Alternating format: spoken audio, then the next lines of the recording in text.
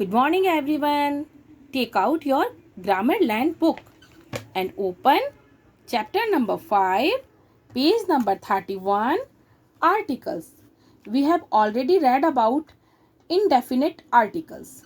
Today we are going to learn about definite articles, page number 32. Let's start. Definite articles. The word the is also an article. We call it the definite article.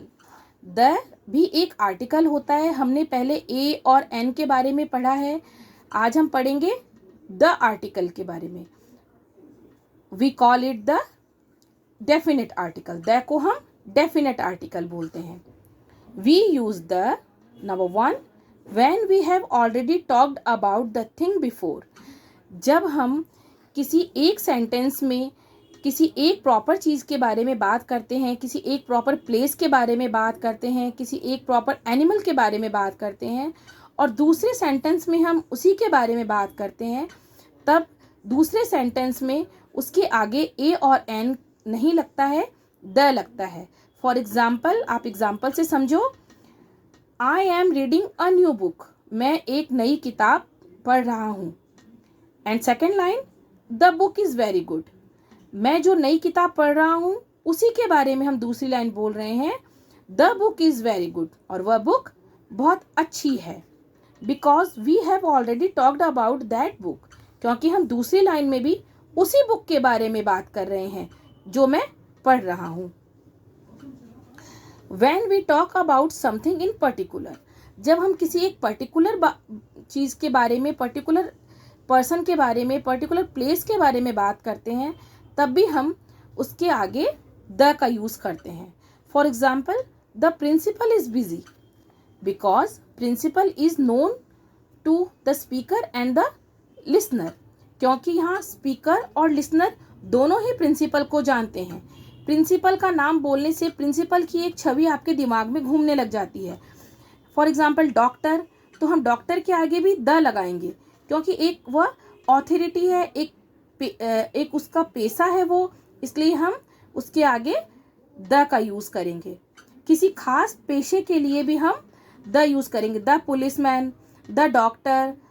इसी तरह हम principal के आगे भी the का use करेंगे. Third one, when the noun is plural. जब noun किसी प्लूरल फॉर्म में हो, means more than one person, one animal, one place, more than हो, तो हम उसके आगे द का यूज़ करेंगे. जब सिंगुलर नाउन होता है, वी कैन यूज़ ए और an, but when the noun is plural we have to use the. For example, the oranges are in a basket. Oranges, अगर ऑरेंज होता then we have to put an, but here oranges, the form of oranges is plural, so we have to put here the.